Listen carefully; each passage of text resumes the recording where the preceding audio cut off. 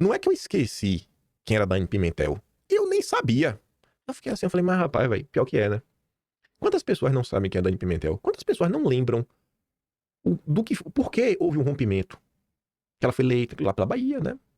PSL, na Bahia. Traiu o Bolsonaro, junto com outras pessoas. As pessoas lembram bem da Joyce e do Frota. Mas não só foram esses dois. Eu falei, rapaz, temos que pegar essa história. Temos que pegar essa história. Mas antes, aí eu vi isso daqui também, eu falei, não, eu realmente tenho que relembrar algumas histórias. Isso aqui foi ontem. A BBC coloca ali uma imagem de 2018, dia 7/17, dia 7 é 177. Soraya Tronic se elegeu pelo PSL às custas dos bolsonaristas, para depois trair Bolsonaro falando.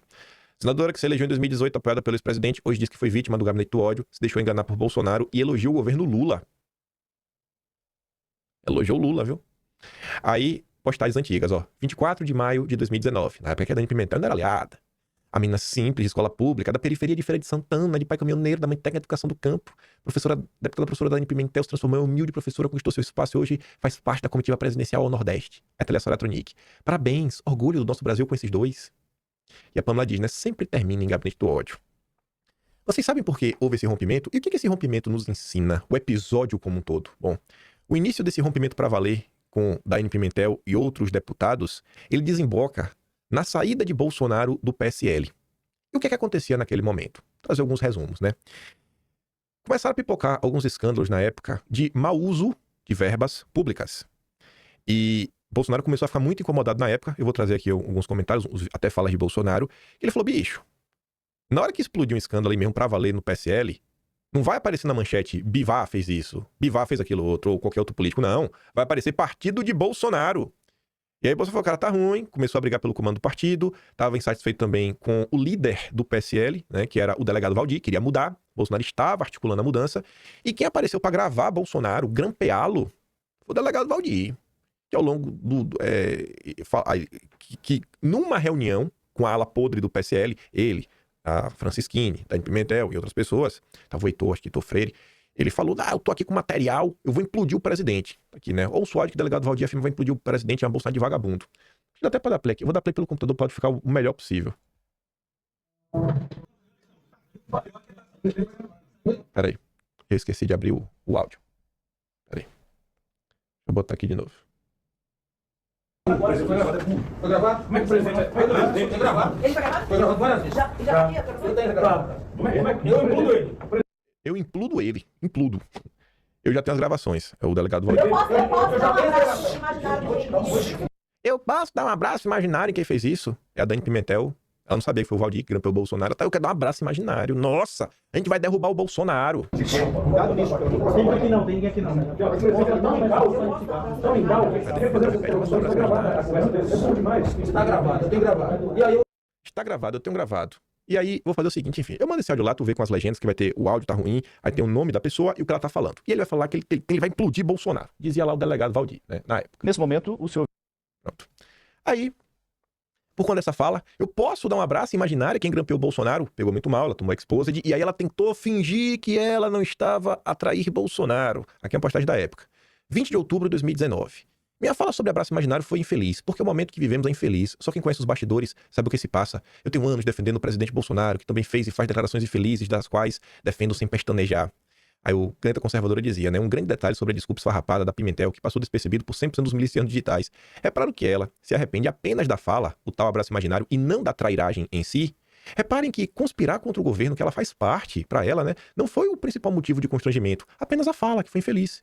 A reunião de usurpadores, ingratos, descendo por no presidente, foi apenas uma reuniãozinha. Aí, não demorou nem muito, enquanto a Dani tentava colocar panos quentes, o maridinho dela já tava aloprando na rede social. Publicando a imagem feita pelo MBL, né? Você vê aqui o Kataguiri. Quem Bolsonaro critica? Antagonista, Bivar, Bebiano, Santos Cruz, Mourão, MBL, Podemos, Coaf, Deltan, Jovem Pan, Novo, PSL, Vitz, MP e PF. Quem Bolsonaro não critica? O Toffoli, o Maio, a Colombo, né? Aquela narrativa de sempre. Era curioso, né? O Deltan era criticado, e tudo agora o Deltan é blindado. Mas enfim, como é que esse áudio veio a público? Porque o Valdir grampeou o Bolsonaro. E quem foi que grampeou o Valdir? E a Dani Pimentel? E expôs a podridão. A gente que tá no momento, né, do resolvam no privado, e que você vê, gente, que muitas vezes ninguém quer resolver no privado, porque no privado é capaz dessas pessoas estarem falando até coisas piores sobre Bolsonaro. Aí você entende que eu coloquei o Campos Neto no início, né?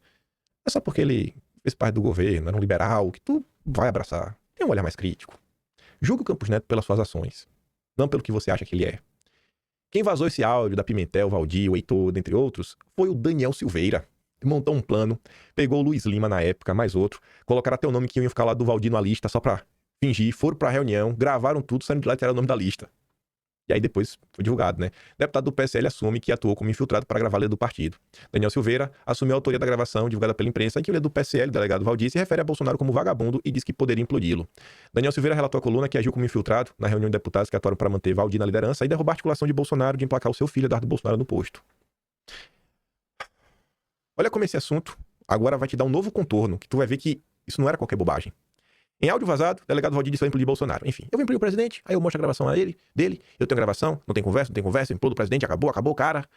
A gravação a qual o Valdir se refere veio à tona na noite desta quarta e mostra o presidente articulando para conseguir assinaturas para destituí-lo da liderança do PSL na Câmara. Qual o crime de Bolsonaro? Ele não quer o Valdir, é um baita de um criminoso, né? Baita de um criminoso. Nossa, Bolsonaro é um baita de um criminoso. Trabalhou para destituir o grande delegado Valdir. Você acha que Bolsonaro estava certo ou estava errado? Ele tinha que continuar sendo liderado pelo delegado Valdir? Será que o delegado Valdir estava jogando junto? E aí, no áudio depois vazado pelo Daniel Silveira, tinha uma informação crucial que se provou verdadeira e está aí. Aconteceu e foi crucial nas eleições de 22. Uma das vozes possíveis de identificar no áudio é do deputado Felipe Francischini. Ele relata um evento que participou na casa do Rodrigo Maia, que reuniu desafetos de Bolsonaro. Francischini conta que, na ocasião, Maia ligou para o presidente nacional do DEM, o ACM Neto, para tratar da fusão do PSL com a sigla. Aspas por Francischini. Eles estão loucos esperando para fazer a fusão do Democratas com o PSL. Eu estou tentando segurar essa porcaria porque eu não quero que aconteça. Se a bancada passar o recado de que não está com o partido, eles vão fazer a fusão e vão liberar todo mundo aqui sem levar fundo, sem levar porcaria nenhuma. E o Democrata vai ficar com o dinheiro de todos vocês aqui. O que foi acontecer em 2022? No final do dia, o DEM, se fundiu ou não com o PSL e virou União Brasil, o DEM tomou ou não tomou o dinheiro de vocês, que elegeram a maior bancada das eleições de 2018. Tomaram ou não tomaram? Essas coisas foram aleatórias? Então assim, ó, veja como era o governo Bolsonaro. Você não tinha pessoas suficientes para indicar, pessoas alinhadas, tinha uma busca e uma sanha por cargos, forças antagônicas, sendo que você tem um governo sempre aliado, remando na mesma direção, tinha pelo menos ali os milicos, os Olavete, sei lá, ideológica, aí outros blocos ali mais à direita, mais conservadores, você tinha os liberais, você tinha os lavajatistas, você tinha o centrão, você tinha gente que era funcionário público, que jogava contra, que era meio petista, você tinha de tudo. E o errado é Bolsonaro, que não conseguiu salvar o Brasil, foi preso por causa de estratégia errada. Não é porque ele estava lidando com um problema, assim, impossível de ser solucionado por um ser humano.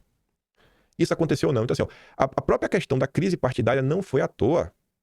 Houveram, sabe, movimentações diversas para tomar o dinheiro. Mas na mão grande. O deputado também reclama do tratamento do Bolsonaro. Ele que começou a fazer a putaria toda dizendo que todo mundo é corrupto. Daí ele agora quer tomar a liderança do partido, que ele só fala mal. Sim, ele só fala mal porque só tem gente ruim, né? A gente foi tratado que nem cachorro desde que ganhou a eleição. Nunca atendeu a gente em porcaria nenhuma. Imagina que essa gente queria ser atendida, né? Aí, na época, o André Fernandes comentou: delegado Valdir chama Bolsonaro de vagabundo e diz que vai implodi-lo. Dos 53 deputados do PSL, apenas 29 assinaram a lista para tirá-lo da presidência. Outros 24 dizem ser homens e mulheres de palavra e apoiam Valdir. Corta para 2025. Dos 100 parlamentares do PL, nas últimas crises, não vou falar só da campanha, nas últimas, eleição da presidência da Câmara, eleição do Marçal, vamos pegar essas duas que foram maiores. Quantos vocês realmente viram entrar em campo junto de Bolsonaro? Você vê que isso não é um problema atual? Você vê que a união da direita não é um problema atual? Essa falta de filtragem, essa união com qualquer antipetista, foi assim em 2018, foi assim em 2022, vai ser assim de novo em 2026? A minha defesa é: a direita precisa rachar mesmo para valer. Rachar não significa inimizade, não significa declarar guerra, não significa ser inimigo. Só significa o seguinte: você é um grupo político, eu sou outro grupo político. Na hora que chega uma pauta como liberdade de expressão, eu tenho certeza que aí até o Zé Trovão vai estar junto, não pode saber nada, ninguém vai ficar contra. Ninguém da direita vai ficar contra a pauta de liberdade de expressão. Até a turma do Novo, que eu não tenho nenhum apreço, não acho que eles vão ficar contra. Eu acho, né? Espero que não. Espero não quebrar a cara. Mas deixa claro, assim, então assim, ó, vai um pro lado, vai um pro outro, e cada grupo faz o seu trabalho político, do seu grupo político, com seu braço eleitoral, com seu braço intelectual, e vai, e vida que segue. Quem quiser seguir por um caminho, segue, quem quiser seguir por outro caminho, segue. Porque é o tempo todo isso, e só quem toma a bola nas costas é quem mais ajuda, que é o Jair. Aí o W comentava assim, ó: e tem gente que ainda diz que Bolsonaro é corrupto e só pensa em dinheiro a todo custo. Um cara que solicita transparência no próprio partido e de repente metade se rebela contra ele. Só mostra o caráter de um grande homem, né, dirigindo nosso país. Aí eles conseguiram derrubar o Valdir, colocar Eduardo por pouco tempo, que depois seria suspenso do partido. E para entender essa questão do Bolsonaro, inclusive a crise que dias depois levaria ele a sair do PSL, tem essa pequena entrevista. 2 minutinhos. Nesse momento, o senhor vive um racha dentro do partido do senhor, que é o PSL. O senhor teme dificuldade de aprovação dessas propostas por conta desse momento político? O partido como um todo tem votado. O problema ali, o que acontece? Eu tenho uma matéria agora no Jornal Estado de São Paulo. Não vou entrar no mérito se é verdadeiro ou não, mas teve uma matéria aí sobre malversação daquela cota parlamentar. Do começo ao fim, está o nome presidente Jair Bolsonaro do PSL. Eu pago a conta sobre qualquer possível desvio de terceiros do partido. E a mesma coisa acontece no tocante ao fundo partidário. Então, o que eu pretendo fazer? Ou passo a ter o comando das ações do partido, para a gente acabar com isso daí, abrir, se tiver alguma caixa preta, abrir e começar a fazer com que o fundo partidário vá para onde tem que ir. Se bem que eu nunca usei fundo partidário, tá certo? Por ocasião das outras eleições aqui. E o que eu quero é ficar livre disso. Agora, o que pode acontecer, né? Pode ser de uma hora para outra. Eu posso sair do partido. O que eu quero apenas seja cumprida uma determinação. Transparência, ponto final, mais nada. No final de contas, o fundo partidário é dinheiro público. Eu não estou brigando por recurso do fundo partidário. Eu quero que o partido não tenha problemas por ocasião das eleições municipais do ano que vem e uma possível reeleição minha, né? A eleição majoritária em 2022. É isso que eu quero. Alguns me acusam de dizer que eu quero o fundo partidário para comprar voto. Oh, meu Deus do céu. Eu sou o presidente da República. Essa caneta aqui tem um poder enorme. De 0 a 100% para o senhor sair do PSL, qual que é a probabilidade? E saindo, o senhor criaria um novo partido? É 80% para sair e 90% para criar um novo partido. Que vai começar do zero. Sem televisão, sem fundo partidário, sem nada. O meu sonho é criar um partido agora que a gente pode colher assinatura de forma eletrônica junto ao eleitorado. Até março teria um partido e eu teria ali, dos quase 6 mil municípios, né, talvez umas 200 candidaturas pelo Brasil. Eu estaria feliz com isso porque teria como escolher realmente, de fato, quem concorreria àquela prefeitura.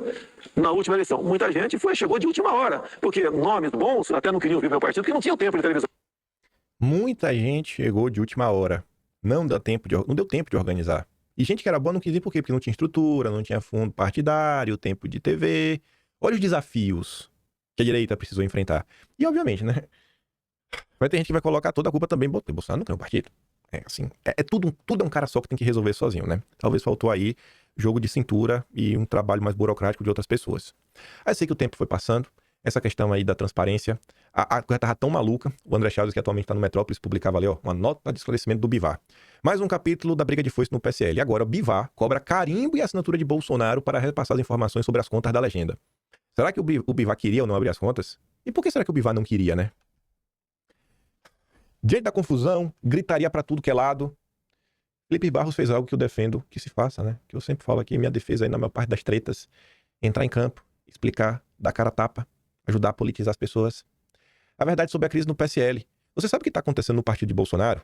Este é um esclarecimento público à população brasileira, ao grupo pró-Bolsonaro. Nós, deputados e deputadas federais e senadores leais ao presidente Bolsonaro, temos a obrigação de explicar para você o que está acontecendo no nosso partido. Você deve ter lido na imprensa ou ouvido por aí que o partido está em crise, que existe uma disputa pelo poder e, pior, que essa disputa seria por dinheiro. Muita coisa foi falada sobre isso e causou grande confusão. Por isso, resolvemos explicar diretamente para você o que está de fato acontecendo. Hoje o PSL tem 2 grupos. O nosso grupo é leal ao presidente Bolsonaro, estamos com ele para o que der e vier, com ou sem dinheiro. Estivemos juntos na eleição, estamos juntos agora e estaremos juntos no futuro com ou sem dinheiro. Esse cenário parece o cenário atual, que tem 2 grupos com Bolsonaro, um pró, assim, um com até o fim, o outro não é bem assim, né? O outro é meia boca. O outro é bolsonarista de Instagram, posta foto e diz que tá com saudade. Mas trabalhar mesmo que é bom por Bolsonaro, deixa pra lá, né? Deixa pra lá. Mudou alguma coisa? Não, né? Agora o Felipe Barros tá do mesmo lado.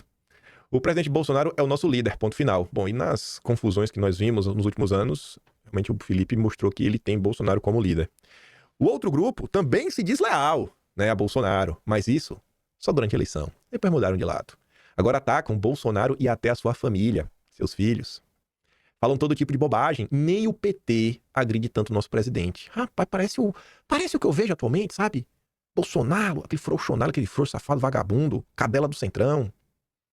Que coisa, né? Você sabe muito bem que tipo de gente estamos falando. Além disso, nós, aliás, ao presidente, também temos recebido muitos alertas sobre possíveis problemas nas contas do partido que são controladas pelo grupo bivarista. Por esta razão, pedimos a abertura detalhada das contas, queremos apurar essas denúncias. Temos o dever de defender o dinheiro público e o presidente está conosco. Ele não quer e não pode correr o risco de ficar em um partido onde há problemas, para depois ser acusado de descuido e omissão. Por isso, precisamos abrir a caixa preta do PSL. Para nossa surpresa, a outra turma não quer abrir os dados. Reagiram violentamente contra isso e começaram a verdadeira guerra quando pedimos simplesmente a abertura nas contas, uma auditoria independente e escolhida pela maioria dos parlamentares, cujos votos trouxeram esses recursos que hoje estão às escuras. Isso mesmo, além de atacarem Bolsonaro e seu grupo de leais, passaram a defender que a caixa preta do PSL continue secreta. Por isso, querem nos cavar calar, nos suspender, nos expulsar e tudo que puderem fazer para se livrarem do que mais os apavora, abrir a caixa preta. Deixamos aqui um compromisso, não desistiremos dessa batalha, não concordaremos jamais com a falta de transparência sobre as contas do PSL, né, a caixa preta. Podem expulsar todos nós para fabricar a maioria, vamos seguir lutando pela moralidade, com dinheiro público e, sobretudo, manteremos nossa lealdade ao presidente da República, Jair Bolsonaro, e à nação brasileira. Onde o presidente estiver, estaremos com ele para o bem do Brasil. Esperamos que agora você tenha entendido um pouco melhor sobre o que está acontecendo no PSL. Se esta mensagem foi útil para você, encaminhe para seus familiares, para os seus amigos e para todos que reconheçam como brasileiros honestos e leais. Todos merecem saber a verdade. Verdade. 2 dias depois da traída do Felipe, o PSL seguia, né, na sua trajetória. A Executiva Nacional do PSL decide suspender Eduardo e outros 13 deputados. Filho do presidente Jair Bolsonaro é quem recebeu a maior punição. E aí começou aquela leva, começou a tirar os bolsonaristas de posições de destaque, das comissões, da própria CPMI da fake news, tirando todo mundo. Eu até posto aqui, ó. Acabo de receber meus pedidos de expulsão do PSL, da presença do PSL de São Paulo, protocolado por... E olha os nomes. Major Olímpio, esse faleceu, né? Mas já tinha traído. E o suplente dele, que é o Giordano, esquerdola, ruim. Aconteceu o que com a Joyce? O Bozella, nem conta no Twitter, tem mais. Capaz de vocês nem saberem que é o Bozella. Não se reelegeu, né? Aí botou ali o Coronel Tadeu, Albunani, enfim. Sempre achei que eles seriam implacáveis contra corruptos e ladrões. Alguém poderia perguntar a eles qual crime eu cometi? Desafios da época. Olha isso. Filhos com mania de príncipes desgastam Bolsonaro, diz Major. Basta criticar Bolsonaro que ganha espaço na imprensa. Vocês viram isso recentemente? E olha o que o Carlos falava, né? E olha como tem tudo a ver com a questão de Santa Catarina. Aí vão falar... Aí eu falo aí, ó. Esse meu trabalho é pro Carlos. Ai, meu Deus. Conhecemos o ex-presidente do PSL de São Paulo, né? No hospital, após a facada, o tal Major Olímpio chorou em frente a meu pai, que determinou foco primordial na eleição do tal. Assim eu fiz. E hoje, este senhor diz absurdos sobre o trabalho que exerço de forma esgotante. És um bobo da corte. Não uso os atributos que merece, pois seria injustiça com o vaso sanitário. A ingratidão é um dos maiores defeitos do homem. Holofotes mudam os políticos. Dória que o diga, e poderia falar mais. Não adianta falar grosso comigo, pois estou andando para você. O Carlos tinha se licenciado de vereador e estava ajudando em muita coisa. Por Brasília, ajudar a informar Bolsonaro, levar como estava a temperatura das redes sociais. E aí as pessoas que ainda não tem... O Carlos não só ajudou na eleição do pai, ajudou a eleger muita gente, inclusive o próprio Major Olímpio. E aí não é reclamação nenhuma, não. É porque eu acabei encontrando alguns comentários nessas pesquisas. E aí eu acho que a pessoa... Se a pessoa for madura, eu acho que ela vai olhar e vai falar, poxa, eu evoluí. Eu deixei de ser um bobão. Se ela for uma pessoa bocó, ela vai ficar achando ruim, né? Que tá relembrando coisas que ela já falou. Mas eu acho que a pessoa realmente deu uma evoluída nos últimos tempos. Aí, no contexto que Bolsonaro vivia, não tinha partido, não tinha, sabe, sendo traído pelas próprias pessoas que ele elegeu, não tinha imprensa. Na época só tinha 20 deputados, aquele caos. Aí você vê, né? O grande Constantino. Eu achei que você fosse vereador no Rio, que esse fosse o seu trabalho, né? Aí a Saída falava, rapaz, ele tirou a licença não remunerada para ajudar na campanha do pai, com apoio maciço de seus eleitores no Rio de Janeiro, você sabe disso. A turma sempre teve um ódio do Carlos Bolsonaro, né? O povo sempre odiou o Carlos, velho. Sempre odiou. E os filhos sempre foram um problema. Os filhos sempre ficaram lá do pai. Aí, eu tava pesquisando assim, o Bolsonaro PSL. Porque eu entrava assim, da saída de Bolsonaro e encontrei alguns fatos curiosos exatamente desse período. Ali do dia 10 a 17, 18 de outubro, ali aquela crise grande. E depois ali o finalzinho, 27, 26 e o início de novembro. Uma das postagens foi do Carmelo Neto, que hoje tá aí no PSL, lá no diretório do Ceará, com o André Fernandes. Em 2018, Bolsonaro arrecadou 4 milhões, gastou 2, tentou doar o resto para Santa Casa, mas o TSE barrou e deixou com o PSL. Alguns moralistas que hoje reclamam do CIPEC são os mesmos que estavam na coligação do PSDB, que gastou 53 milhões do fundão com o Geraldo Alckmin. Hipocrisia. Olha, isso daqui, dá pra falar que pelo menos a direita evoluiu um pouquinho, porque lá atrás era uma moralidade. O pessoal achava bom não ter assessor. Aí eu só tenho 7 assessores. Eu sou um dos deputados que mais poupam e não apresentava nenhum resultado. Nenhum resultado. E achavam isso lindo. Aí você vê como são as coisas, né? Eduardo Bolsonaro, já em 2019, estava promovendo o CIPEC. Já em 2019. E estava sendo atacado por isso. Aí, eu acho que também se a pessoa amadurecer um pouquinho, ela vai olhar pra trás e falar, pô, como era bocó na época, né? Não é pirraça, não. Juro por Deus. É porque foi o comentário que eu achei junto. O partido tem de fazer a coisa que tem que ser feita. Normal. Não tem que esconder nada. Eu não quero tomar partido de ninguém. Agora, a transparência faz parte. O dinheiro é público, disse Bolsonaro. Virou só bolsonaristas. O dinheiro do PSL é público. E foi ele que Dudu usou. Constantino, na época, ficou escandalizado porque usou dinheiro público pra fazer o CIPEC. É o dia da fundação do partido. Aí o clipe fala assim, pois é, uma coisa é usar os recursos destinados ao partido para conferência, estudos ou qualquer outro meio para promover as suas ideias. A direita é o que não estava acostumada com isso. Outra é dirigente malandro, malocar grana. Uma coisa é uma coisa, outra coisa é outra coisa. Aí, olha essa postagem e vê como o que aconteceu em 2022, né? Carmelo Neto até conseguiu prever bem o cenário. Preste atenção nas movimentações. Primeiro, Frota coloca o pé no PSDB. PSL trai Bolsonaro. Lobão diz que precisamos tirar Bolsonaro do poder. 4. Guru Isentão se revela eleitor de Ciro Haddad. O próximo passo nós sabemos. É ungir a chapa Huck Dória para 2022. Canalhas. O Guru Isentão era o Luciano Ayan. E realmente tudo isso aconteceu, né? Era o cenário e as coisas que nós vivíamos lá atrás. E aí eu acabei achando outra postagem. Não foi pro birra, me perdoe, campeão. Se Bolsonaro se cercou de tantos traidores assim, então ao menos podemos culpá-lo por péssima capacidade de escolha, não? Parece aquele corno manso que levou 1000 chifres, mas é incapaz de reconhecer que tem um dedo podre para selecionar parceiras. Aí, olha o que o Herbert dizia. Isso daqui foi antes da entrevista do Bolsonaro para a Record. Para com isso, Rodrigo. Quem montou as chapas foi a cúpula do PSL, onde Bolsonaro entrou só porque não tem candidatura avulsa. Em todo grupo político, as lideranças emergem da militância. Bolsonaro não veio de um grupo organizado, o que dá margem para muitos oportunistas. Era previsto. Aqui eu quero colocar de novo o finzinho da entrevista de Bolsonaro, só para vocês ouvirem. Aqui, ó. O que dá margem para muitos oportunistas. Era previsto. Aqui eu quero colocar de novo o finzinho da entrevista de Bolsonaro, só para vocês ouvirem. Aqui, ó. Forma eletrônica junto ao eleitorado, até março teria um partido e eu teria aí, dos quase 6 mil municípios, né, talvez umas 200 candidaturas pelo Brasil. Estaria feliz com isso, porque teria como escolher, realmente, de fato, quem concorreria àquela prefeitura. Na última eleição, muita gente chegou de última hora, porque nomes bons até não queriam vir meu partido, porque não tinham tempo de televisão. Então assim, velho, a direita brasileira, ela, na maior parte do tempo, se acha professora de Deus, opina de coisas que mal conhece, sabe? Não conhece a sua própria história, não conhece o seu passado, não conhece o seu presente. Ontem um comentário foi assim, o cara falou lá, não conheço e não acompanho o trabalho do Kim Paim, mas... Como assim? Não tem mais, cara. Não tem mais. Se tu não me conhece, irmão, como é que tu vai fazer qualquer juízo de valor? A direita brasileira. Só para dar assim um exemplo. Olhem os dramas, os desafios, os sofrimentos, as coisas que aconteceram. Bolsonaro tá sofrendo o quê? Por erro de estratégia? Foi erro de estratégia? Sabe? O Carlos é um aproveitador?